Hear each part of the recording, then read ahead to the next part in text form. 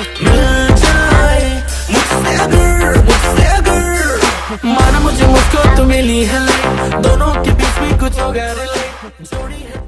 तो चलिए फ्रेंड्स, बिना किसी देरी के प्रारंभ करते हैं।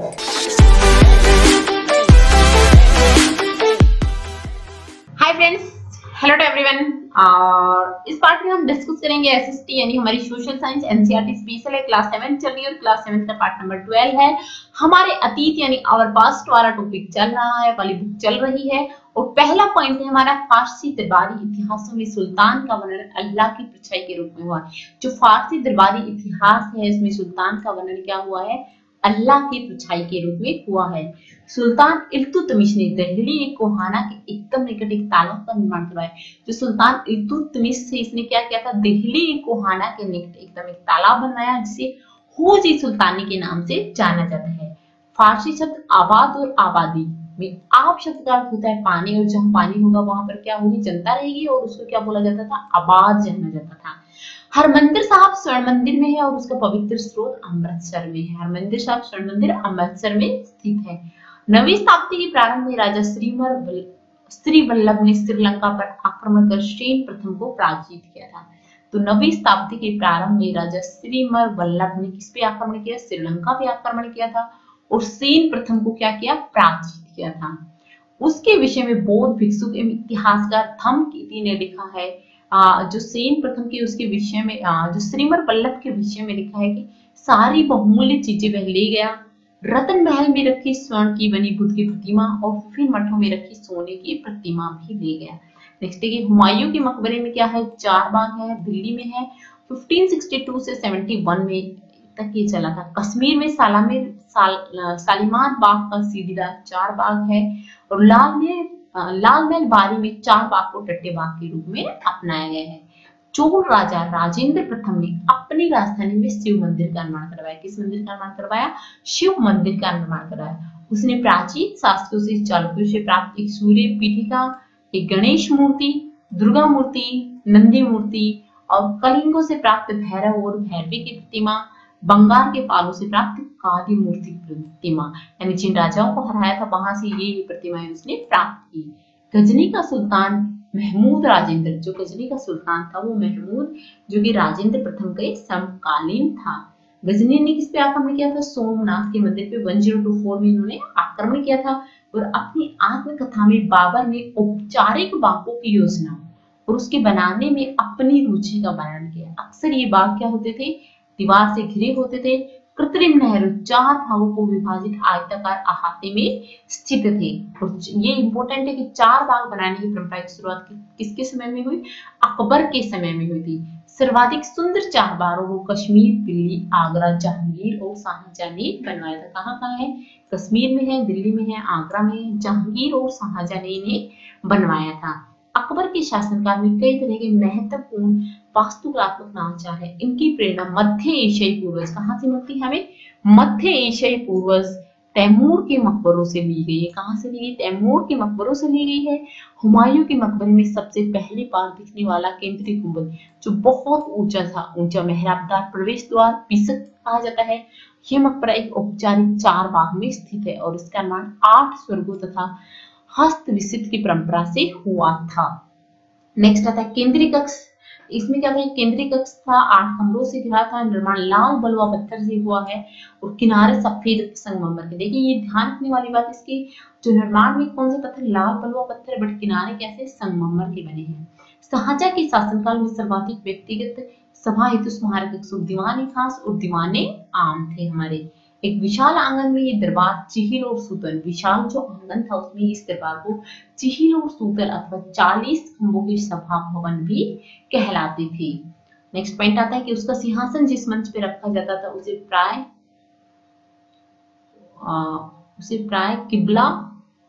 किबला नमाज के दौरान, देखिए जहां रखा जाता वो कौन सी थी, किबला दिशा होती थी और नमाज के दौरान मुसलमानों के सामने की ये दिशा होती है। दिल्ली के लाल किले में अपने नवनिर्मित दरबार में बहुत बल दिया और सिंहासन के पीछे क्या रखा, ये इंपॉर्टेंट है, पित्रा दूत के जड़ाऊ काम की एक श्रृंखला बनाई जिसमें पूर्णांकिक यूनानी देवता आर्फिसियस की बीना बजाते हुए दिखाया गया। पित्रा धुरा क्या है अभी हमारा, उत्कीर्णित संगमरमर अथवा बलुआ पत्थर पर रंगीन ठोस पत्थरों को दबाकर बनाए गए सुंदर और अलंकृत नमूने होते हैं। आगरा का ताजमहल 1643 में था। मथुरा के निकट स्थित वृंदावन में बनी मंदिरों की वास्तुकलात्मक शैली फतेहपुर सीकरी के मुगल महलों से बहुत मिलती है। जो मथुरा के निकट वृंदावन में बने हुए मंदिर है, उनकी जो शैली है फतेहपुर सीकरी के मुगल महलों से बहुत ज्यादा मिलती जुलती है। बंगाल के स्थानीय शासकों ने छप्पर की एक झोपड़ी के समान दिखने वाली छत का निर्माण करवाया था और मुगलों ने इसे कौन सा नाम दिया, बांग्ला गुंबद। इतना पसंद आया कि फतेहपुर सीकरी, गुजरात और मालवा में भी इन्होंने इनको बनवाया। गोविंद देव मंदिर कहाँ है, हमारा वृंदावन में है। फतेहपुर सीकरी में क्या है, जोधाबाई महल है। अधिक ऊंचे और हल्के चर्चों के निर्माण की प्रथा की शैली गोथिक के नाम से जानी जाती थी।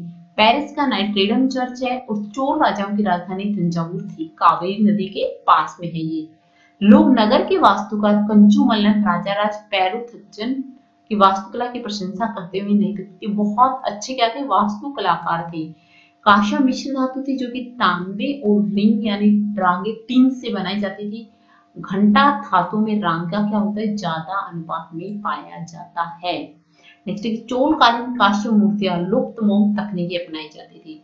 लुप्त मोम तकनीकी क्या थी, हम पढ़ेंगे। मोम की प्रतिमा बनाई, फिर उसको क्या किया, चिकनी मिट्टी से लीप दिया, फिर उसको धूप में अच्छे से सुखाया, फिर उसमें होल करके उसको नीचे से हीट दी और मोम पिघलकर बाहर आ गया और फिर पिघली हुई धातु उसके अंदर डाल के मूर्तियां बनाई जाती थी। ये हमारी लुप्त मोम तकनीकी थी।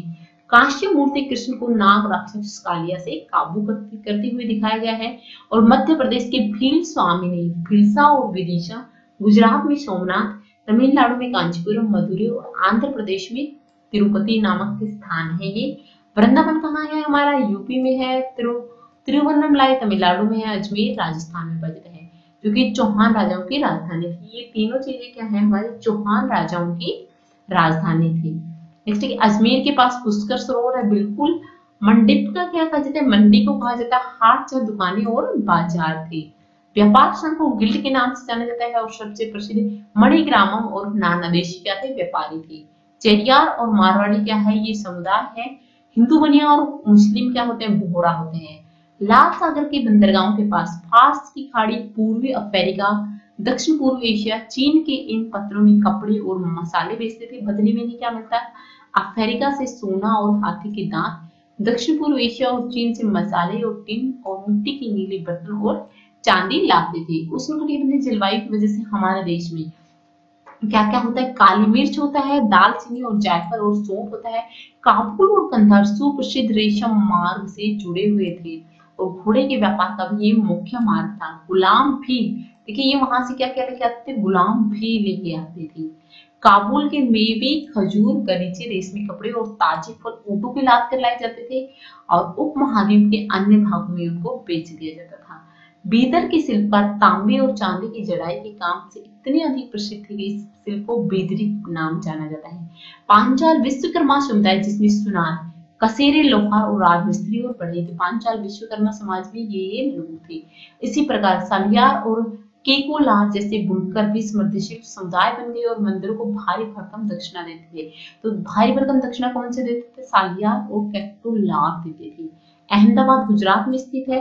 पश्चिम बंगाल में भागीरथी नदी के तट पर स्थित मुर्शिदाबाद, जो मुर्शिदाबाद और रेशमी वस्तु का प्रमुख केंद्र के रूप में जाना जाता है। नेक्स्ट 1704 में बंगाल की राजधानी बन गया हम्पी नगर। हम्पी नगर वाला इंपोर्टेंट बनता है कि हम्पी नगर कहाँ है, तो कृष्णा और तुंगभद्रा नदियों की घाटी में स्थित है। यह नगर 1336 में स्थापित विजयनगर साम्राज्य का केंद्र था। कहाँ है, कृष्णा और तुंगभद्रा नदियों के बीच में है। 1336 में स्थापित विजयनगर साम्राज्य का केंद्र बना और हम्पी के शानदार खंडों से पता चलता है कि उस शहर की किलेबंदी उच्च कोटि की थी। किले को बनाने के लिए गारे और चुनने का इस्तेमाल नहीं किया गया, शिलाखंडों को आपस में फंसाकर गूंथा गया है। नेक्स्ट आता है पुर्तगाली यात्री थे हमारे डोमिंगो पेज ने हम्पी नगर का वर्णन किया है। गोवा से आने वाले पहले सुरंग जहाँ के लोग प्रवेश द्वार से गुजरते हैं, उस द्वार के नीचे एक अत्यंत सुदृढ़ प्राचीन बंद नगर है। हम्पी की वास्तुकला क्या थी, विशिष्ट प्रकार की थी। वहां के शाही भवनों में भी भव्य मेहराब और गुंबद थे। हम्पी के बाजारों में मुस्लिम सौदागरों, चेरियों, पुर्तगाली जैसे यूरोपीय व्यापारी के एजेंटों का जमघट लगा रहता था। और हम्पी के वित्तल जो मंदिर है उसमें पत्थर का बना हुआ रथ भी है। मंदिर सांस्कृतिक गतिविधियों के केंद्र होते थे। जो देवदासियां विरूपाक्ष शिव के मंदिर में अनेक स्तंभ और विशाल कक्षों में देव प्रतिमा राजा रानी लोग के समक्ष नृत्य करती थी। फिर आता है महानवमी का पर्व दक्षिण भारत में नवरात्रि कहलाता है और हम्पी का ये क्या था, एक महत्वपूर्ण त्योहार था। 1565 में दक्कनी सुल्तानों गोलकुंडा, बीजापुर, अहमदनगर, बरार और बीदर के शासकों को पराजित कर दिया था और हम्पी का विनाश हो गया। सूरत पश्चिम का प्रवेश द्वार था हमारा और सूरत मुगल काल में कैबे, आज के खंभात, अहमदाबाद के साथ साथ गुजरात के पश्चिमी व्यापार का वाणिज्यिक केंद्र बन गया। सूरत क्या है, ओरजे मुख की खाड़ी से होकर पश्चिमी एशिया के साथ व्यापार करने का मुख्य द्वार था। सूरत को मक्का का प्रस्थान मक्का का क्या कहा जाता है, प्रस्थान द्वार भी कहा जाता है, क्योंकि यहाँ से बहुत सारे हज के यात्री रवाना होते हैं। सर्वदेशीय नगर है, यानी सभी जातियों के सभी धर्मों के लोग रहते हैं यहाँ। पुर्तगाली, डच और अंग्रेज के कारखाने एवं माल गोदाम थे। अंग्रेजी इतिहासकार ओविंगटन ने 1689 में सूरत बंदरगाह का वर्णन किया। एक वक्त पर विभिन्न देशों के औसतन 100 जहाज इस बंदरगाह पर लंगर डालते देखे जा सकते हैं। हुंडी क्या होती है, देखिए एक ऐसा दस्तावेज जिसमें एक व्यक्ति द्वारा जमा कराई गई राशि दर्ज होती है और इसे कहीं और भी प्रस्तुत करके राशि ली जा सकती है। देखिए ये इंपोर्टेंट है। सूरत के वस्त्र अपने सुनहरे गोटा किनारे के लिए प्रसिद्ध थे ये, और सूरत में काठियावाड़ी सेठों तथा महाजनों की बड़ी बड़ी साहूकारी कंपनियां थी। यहाँ की हुंडी मिस्र में काहिरा, इराक में बशरा, बेल्जियम में एंटवर्प के बाजारों में मान्यता प्राप्त थी। 1668 में अंग्रेजी ईस्ट इंडिया कंपनी ने बंबई में अपना मुख्यालय स्थापित किया गया। मछलीपट्टनम नगर कृष्णा डेल्टा पर स्थित है। हॉलैंड और इंग्लैंड दोनों देशों में ईस्ट इंडिया कंपनी ने मछलीपट्टनम पर अपना नियंत्रण प्राप्त करने का प्रयत्न किया।